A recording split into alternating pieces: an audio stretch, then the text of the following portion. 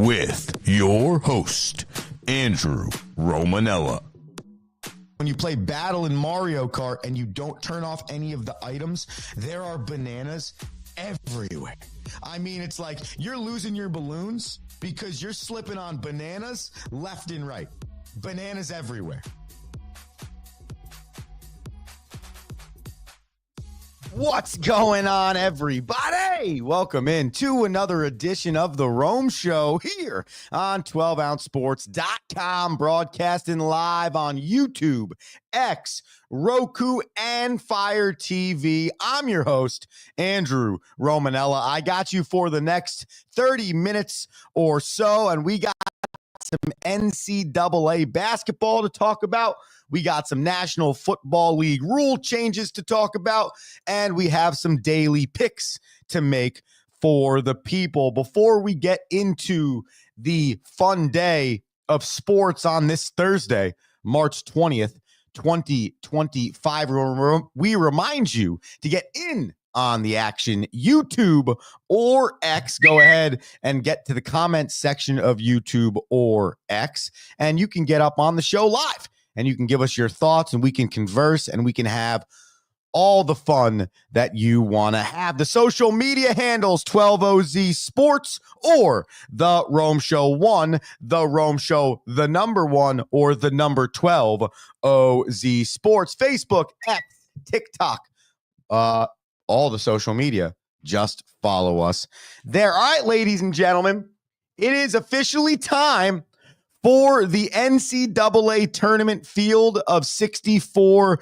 to begin play. Over the last 2 days in the tournament, we have been playing what they call the first 4 in games. Okay, so 4 different teams are seeded as a 16 seed outside of the field of 64, and they have to play 2 games to decide who the actual 16 seeds are going to be in the tournament. Those seeds fall into the South and the East region. So Alabama State won on Tuesday night. They get the 16 seed in the South, and Mount St. Mary's beat American last night 83-72. So they get the beauty of playing Duke in the first round tomorrow with that 16 seed. In that game for Mount St. Mary's, who pretty much controlled the game from the tip, Jetty Cordelia and Dola Adebayo combined for 44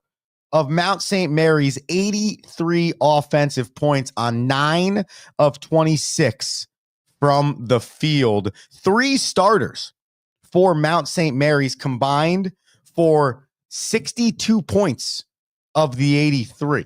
So if you look at that contest, 3 players led the way for Mount St. Mary's, led by Cordelia and Adebayo, and now they get to play Duke Friday at 2:50 p.m. The other 4 seeds that are playing for 2 total seeds in the first 4 in is the 11 seed. Now, I've never understood this from the NCAA. Why are we choosing to have play-ins that are 16 seeds and play-ins that are 11 seeds? I personally think that's ridiculous.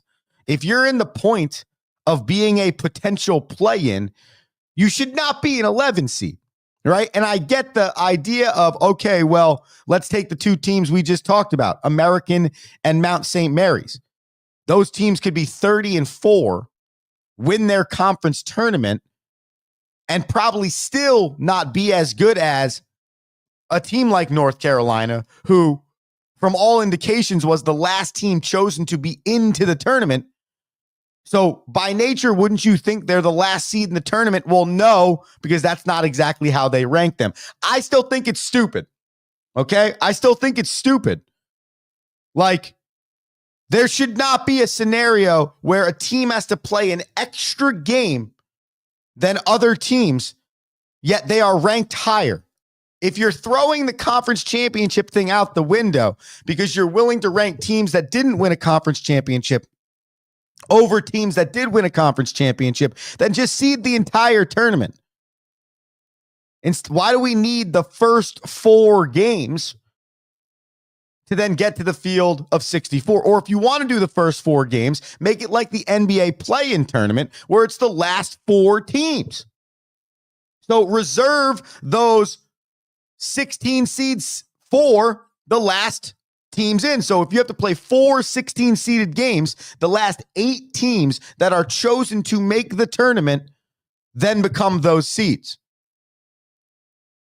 I don't know if that's the answer, but I just find it insanely asinine that you get ranked higher than a 12, 13, 14, 15, and a 16, and you're playing an extra game play-in to get into the tournament.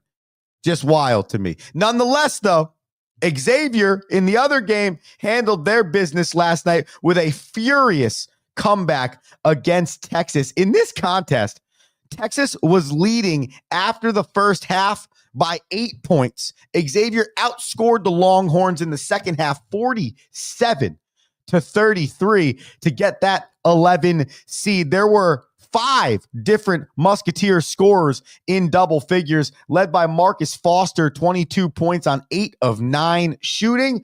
Zach Fremantle, 15 points on 6 of 13 shooting. Then 2 dudes with 11 and another with 10. 86-80 was the final score. It was a back and forth affair, and it felt like for a little bit that Texas was about to take it out and run away with it, but Xavier battled back, played really, really well. Good team basketball. And now, if you look at the bracket, okay, you're going to have that Xavier team taking on a number 6-seeded Illinois in the Midwest region. And the other 11 game we talked about yesterday was North Carolina. So now, ladies and gentlemen, okay, we have the final 64 bracket set, and it is time for another set of picks.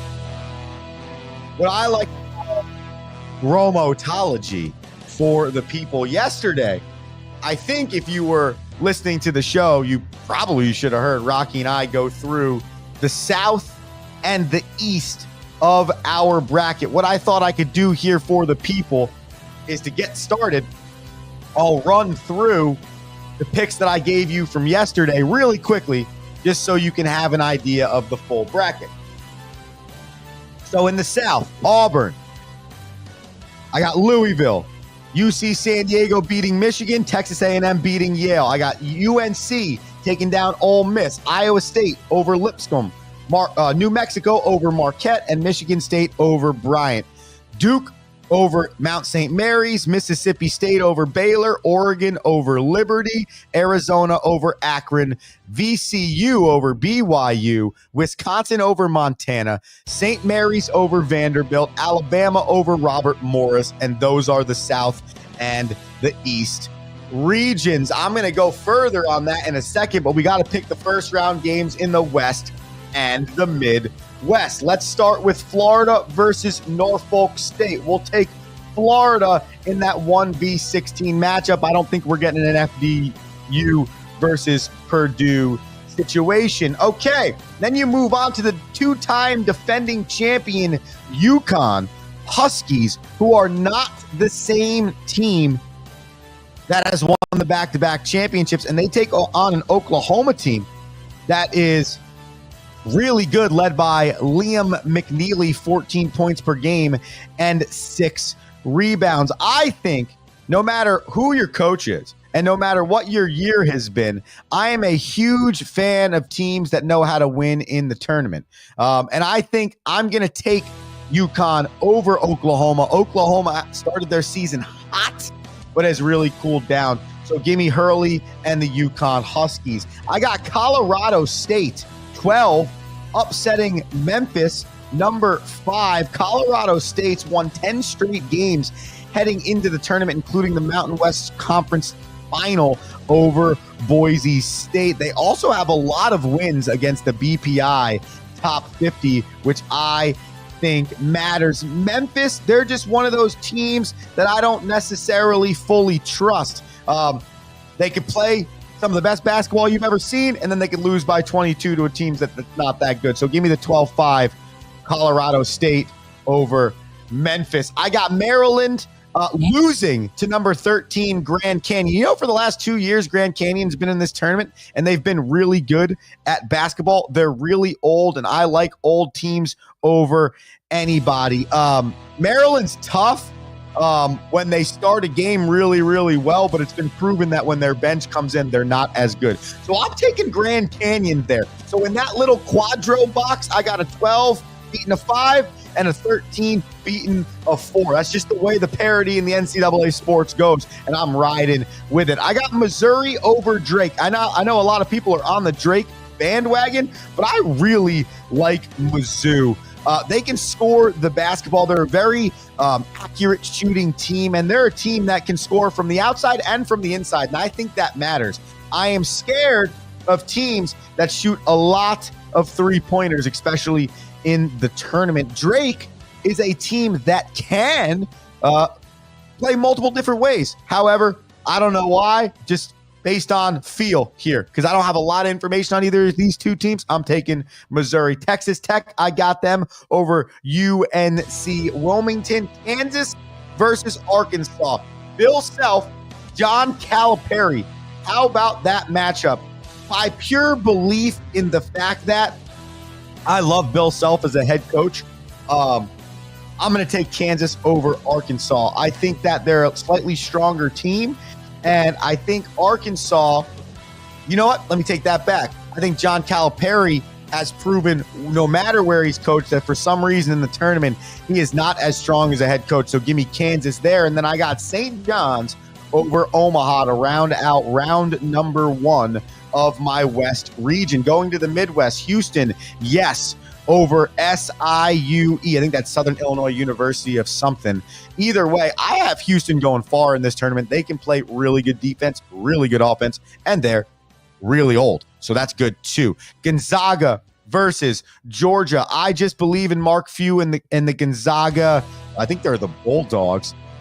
They're looking for their 10th straight Sweet 16, and they're one of the best teams in the nation in terms of not turning the basketball over and free throws, which I think is super important. Georgia is a top 20 team nationally in terms of offensive rebounding, but you know what that usually means? You miss too many shots, and that scares me a little bit. So give me Gonzaga over Georgia. I got McNeese State in the 12 over the 5. You might be wondering why. Clemson, I don't believe in their second half when it comes to the way they play the game in the back end 20 minutes of a contest. McNeese State, as you can clearly see, I'm really big on the 12 seed. But what I liked about this team, they're a very confident group. They've knocked off a higher seed before in this tournament. I think it was last year or 2 years ago. But they have 7 different scorers that average between 6.5 and 13.5 points. That's really, really impressive. So I'll take McNeese State. Give me Purdue over High Point. Nothing to really talk about here. I think High Point's a pretty good team, but Purdue has been working their way back from 3 years ago. They have also lost 6 of their 9 entering the tournament, and usually I pick against those teams, but since I've been picking against those teams in every other bracket, I thought, you know what? Give me the Boilermakers to get a victory here, at least in the first round. I got Illinois over Xavier, though. Am I feeling a little bit different about it after watching Xavier come back? Yeah, but I think Illinois is a really good team. It shoots 47% from 3. Okay, and I just told you, I don't like teams that shoot a lot of three-pointers. However, that means that there's going to be 1 or 2 games where they're hot, and 1 or 2 where they're not.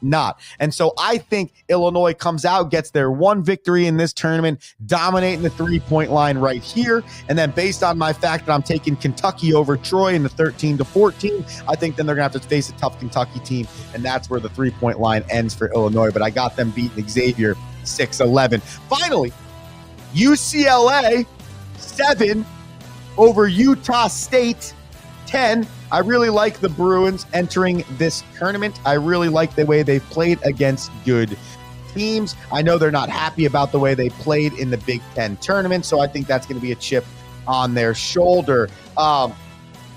And Utah State, though I'm not picking them, is going to be a good contest. I can see myself being wrong in this matchup just as much as I can see myself being right, because Utah State has played 18 teams ranked top 100 in the country. Finally, Tennessee 2 over Wofford 15 to round out my first round. I feel really good about my picks, ladies and gentlemen. I'm not going to lie to you. And here's the thing, all right? It's all a crapshoot.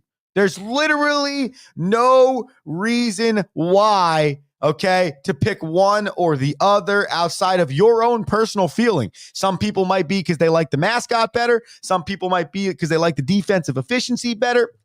Whatever it is, okay? My reasonings for most of my picks start defensive and offensive efficiency. If you can play really good defense and you have some type of offensive efficiency, differential, I like that. Those are the teams I am going to push for. Kai the goalie writes in, Gators.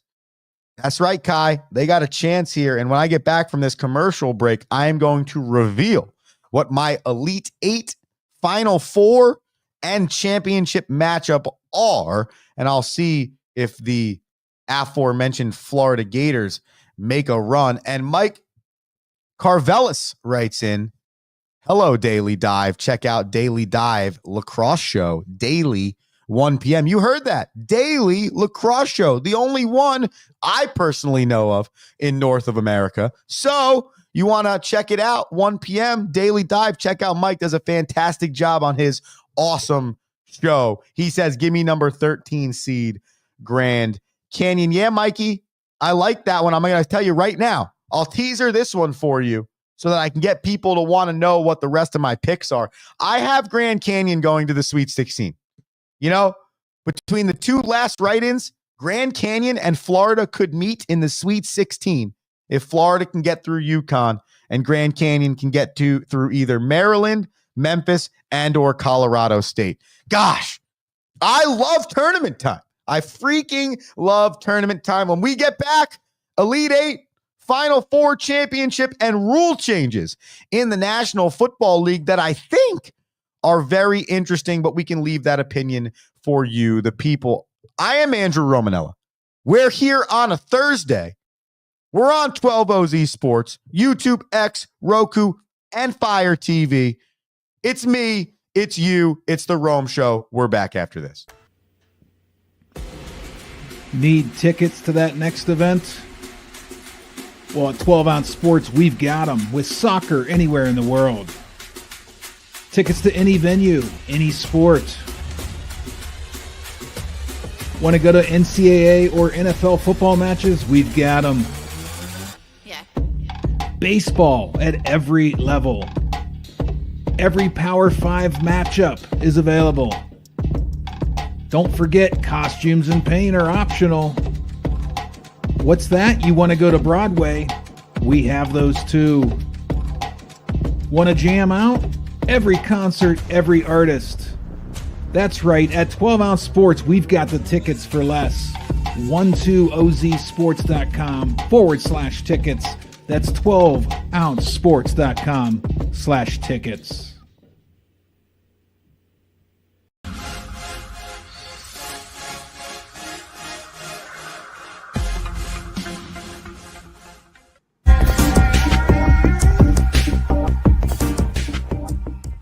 Welcome to MyBookie.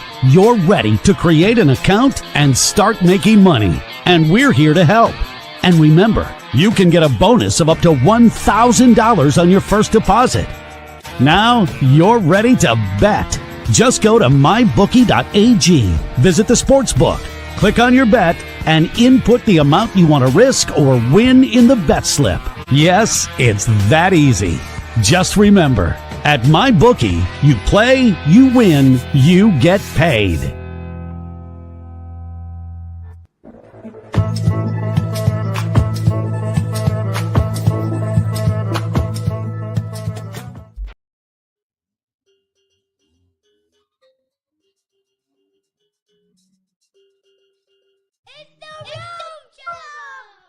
Yeah, the Rome Show.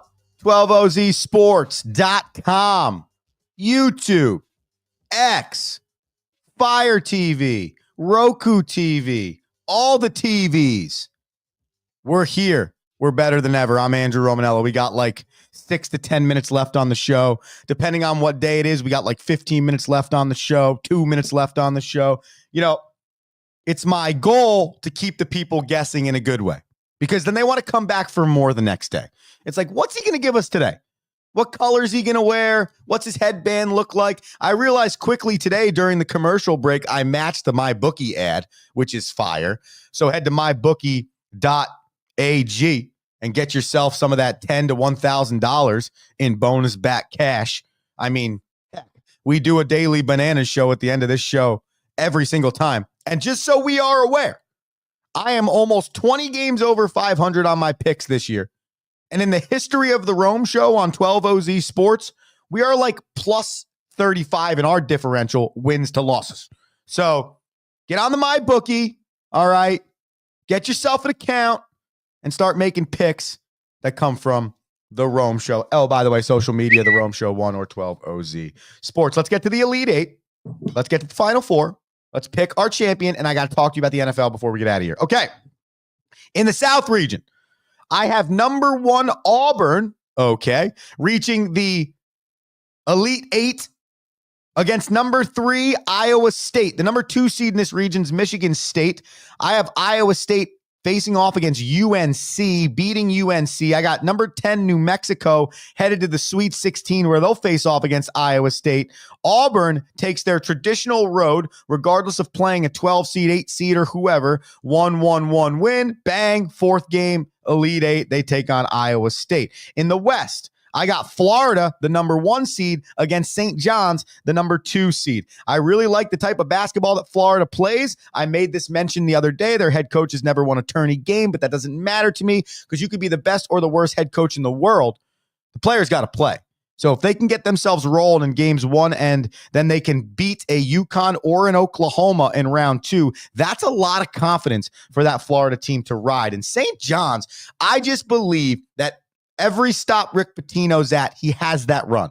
There's a run in him, okay? This is like the 5th team now he's taken to an NCAA tournament. This is that run, I think, for St. John's. And I'm going to take that run, well, you'll see in a second. That's St. John's, Florida, West Region Final, Midwest Region Final. Again, I have a 1 and a 2 seed. I got Houston versus Tennessee. Now, saying I have the 1 and 2 seeds does not mean that this is a traditional bracket. I got McNeese State going to the Sweet 16.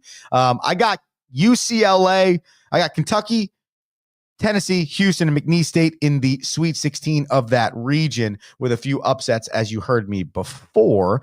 And then finally, I got Duke versus Wisconsin. I think Wisconsin is one of those old schoolish type teams. You don't hear a lot about them, not a lot of talk about them, but they can almost play like it's paint drying, or they could play like it's really fast. They could absorb their game. They can play good defense. I don't know. I feel like there's always a sleeper good team where you're like, oh, wait, they've been good all year, but they're a sleeper good team. That for me is Wisconsin this year. I think they match up against Duke in the Elite Eight. I got Duke beating Wisconsin, and I got Tennessee beating Houston. I want to believe Houston's good enough to take it all the way. Nothing's been proven to me in the last 2 years, and I really like this Tennessee team. It feels like the rise of Tennessee Volunteer Athletics. Oh, I'm also matching Tennessee today. Wow, that is wild. I got Tennessee beating Houston, and I got Duke beating Wisconsin. I just think Cooper flag, no Cooper flag. For some reason, this Duke team really just, it's one of those years. Every 15 to 20 years, I pick a bracket. That's a lie. Every 6 to 10 years, okay? Every 5 to 8 years, somewhere in that range, I pick a bracket where Duke wins, okay? I can vividly remember about 5 total brackets in my life. Well, I'll tell you in a second, where I picked Duke to win, okay? So I got Duke in the Final Four versus Tennessee. And then on the flip side, I got Auburn beating Iowa State. And I got St. John's taking down Florida. That's right. Why not? Why not the Johnnies, okay? And my matchups in the Final Four are Auburn, St. John's, and Duke versus Tennessee. My matchup in the final, Duke, St. John's, with the Duke Blue Devils winning the championship. Yeah, I just think that, 1, it's super possible. But 2, imagine this, okay? In basketball and in sports, we love history. We love where the games have come from. We love blue blood in basketball, college basketball especially. Think about the history. St. John's, okay, plays in what people call the Mecca of basketball, all right? The world's most famous arena. They are historically known NCAA basketball franchise. And then Duke, the most known, arguably, NCAA basketball franchise. Think about that meeting in the championship. A guy in Rick Pitino who's had the career he's had, good, bad, or indifferent. I mean, what? That would be phenomenal stuff. So I got Duke. I got St. John's in the final, and I got Duke winning it all. Kai, the goalie, is not happy with me. He said that is blasphemy. Mike says, I also picked Duke to win it all on my official bracket, Rome. Let the Romo Sapiens know how many brackets you'll fill out. Dude, usually I'm like a 3 or 4 or 5 bracket person. Mikey, I'm going 1 this year. I'm serious. I'm going 1. I said to myself, why don't you, for the first time since you were like, I don't know, 8, take a quick breather and actually think about the picks and see if you can have some logical thoughts and not just say, okay, I'll take all the 1 through 6 seeds and I'll take all, it's like, no. And I went through and I feel like I actually picked a real bracket. With that being said, I'll get 0 picks right in the first round and sound like a complete idiot. But we'll reserve judgment for that when the tourney starts today. So get your popcorn ready, people. It's today. It starts. And I am very freaking excited. Before we get out of here today, I want to spend a few minutes on the National Football League. Okay. Just if you were wondering. All right. In the National Football League owners meetings, teams are allowed to bring rule changes or proposals to the table, okay? When one of those rule changes or proposals is brought to the owners' meetings, if the proposal is brought to the table and is ended up being voted on, okay, there needs to be 24 of 32 votes by the owners group for that rule to be put into play, okay? And, all right, we've had a few in the last few weeks, the tush-push thing, okay? Well, yesterday it came out that the Lions are asking for a playoff seeding rule change, all right? Here is what the Lions want. They want the playoff seeding to be rearranged so that the division winner with the best conference record gets the number 1 seed in the tournament. Then from there, you are seeded 2 through 7 based on your record, not whether or not you won your division. So your regular season record would matter more than whether or not you were the AFC West division champions. If you look at the postseason from last year, the AFC seeding, if it was reseeded, would not have changed much, okay? As it currently stands, KC was 1, Buffalo 2, Baltimore 3, Houston 4, Chargers 5, Pittsburgh 6, Denver 7. If you reseeded to the new format proposed by the Lions, it would be KC, Buffalo, Baltimore, then the Chargers, Texans, Pittsburgh, Denver. So it's one flip of one position group. However, one team ranking. What am I calling these? Playoff seed. Now, if you look at the NFC, whole lot different of a picture. And I think this is why the Lions proposed this playoff seeding format. One, they had 3 teams in the postseason. Okay, the Packers, the Minnesota Vikings, and then themselves, the Lions. So the original seeding, Detroit, Philly, Tampa, Los Angeles, the Rams, Minnesota, Washington, and Green Bay. However, if you reseeded the playoffs the way that Lions are proposing, your new 3 seed would have been the Minnesota Vikings. They made the playoffs as a 5 seed. Your new 4 seed would be the Washington Commanders. They made the playoffs as a 6 seed. That right there is a difference because now they're hosting a home playoff game. Bang! Huge difference, okay? The 6 seed would have been Tampa Bay, who hosted a playoff game, and the 7 seed would have been Los Angeles, who also hosted a playoff game. So there is a interesting conversation here as to whether or not the playoffs should be determined based on you winning your division or you having a better record, because the Lions at 15-2 win the NFC North. The Vikings at 14-3 don't. So instead of being what should be the 3 seed, because they are tied record-wise with the Eagles, but the Eagles won their division, they are now the 5 seed. And they do not host a playoff game with which they deserved to host. It's wild when you look at it that way. So, of course, something has to screw somebody for them to want to make a change, right? But when you kind of rewrite it out, it's logical. And I've always been a fan of what you are as a team is what your seeding is. I like divisions, okay? I like the idea of it, but I think in this ever-changing world of sports, do you really need them anymore? It's almost like you should just have 16 teams on the West and 16 teams on the East, and it's the top 8 teams go to the postseason, or top 7 teams record-wise go to the postseason. That's it.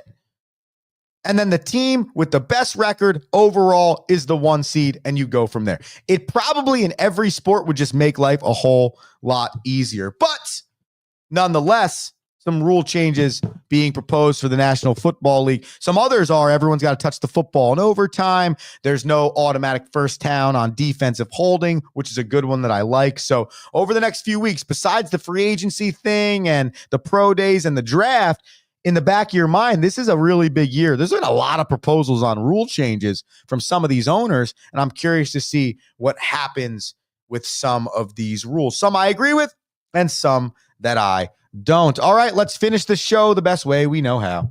Ba, ba, ba, ba, ba, na, na. Ba, ba, ba, ba, ba, na, na. All right. Here's what we got, ladies and gentlemen. All right, we got a 73-57 record, which is my favorite record because I started off so poor in 2025. I think like after the first few weeks, at one point in time, I'm looking back on my old notes, ladies and gentlemen. Man, we were a few games under 500. We were struggling. 23-25. 22-24, 20-23. Now look at us. 73-57. So like I said, mybookie.net, go ahead, put the promo code in and get yourself some dollar bills on these picks. I had that Avs moneyline Leafs last night. Leafs won 2-1. I had OKC -9.5.